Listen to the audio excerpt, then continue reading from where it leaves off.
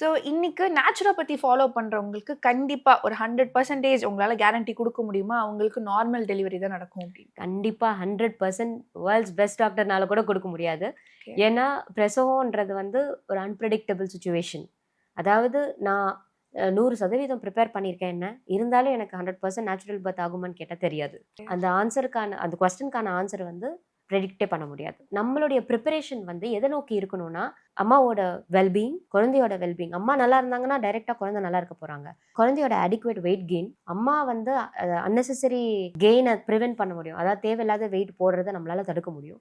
Other complication, இப்போ ப்ரெக்னன்சின்னு வந்துட்டாலே சில விஷயங்கள்லாம் கூட வந்துரும்னு சொல்லுவாங்க இல்லையா, டயபிட்டிஸ் வரும்னுவாங்க, அப்புறம் தைராய்டு வரும்னுவாங்க. இது ப்ரெக்னன்சியில் மட்டும்தான் வெயிட் கெயின் பண்ணணும், வெயிட் கெயின் பண்ணியே ஆகணும்னுவாங்க. ஸோ இதெல்லாம் வந்து 10 கிலோ 15 கிலோ கண்டிப்பாக கெயின் பண்ணணும். இதெல்லாம் வந்து அன்னெசரி காம்ப்ளிகேஷன். டியூரிங் ப்ரெக்னன்சி இந்த வெயிட் கெயினை கம்மி பண்ணுறதுனால சுகர் நம்மளால ப்ரிவென்ட் பண்ண முடியும். ஸோ லைஃப் ஸ்டைல் சான்சஸை, நம்ம சாய்ஸஸை வந்து கரெக்டாக எடுத்துகிட்டு போகிறதுனால தைராய்டு ப்ராப்ளம் இல்லாமல் நம்மளால சேஃப்கார்ட் பண்ண முடியும். ஸோ PIHன்னு சொல்லுவோம், pregnancy induced hypertension, pre eclampsia, இதெல்லாம் வந்து ஜென்ரலாக வந்து லைஃப் ஸ்டைல் ஃபாலோ பண்ணாத இருக்கும்போது ஒரு சான்சஸ் அதிகமாக இருக்குது. ஒரு 70% சான்சஸ் வந்து இதெல்லாம் வரலாம். ஸோ நேச்சுரோபதியோ இல்லை இயற்கை மருத்துவம் இந்த மாதிரி நம்ம ஃபாலோ பண்ணும்போது இந்த சான்சஸை, நம்ம ரிஸ்க் ஃபேக்டர்ஸை குறைக்க முடியும்.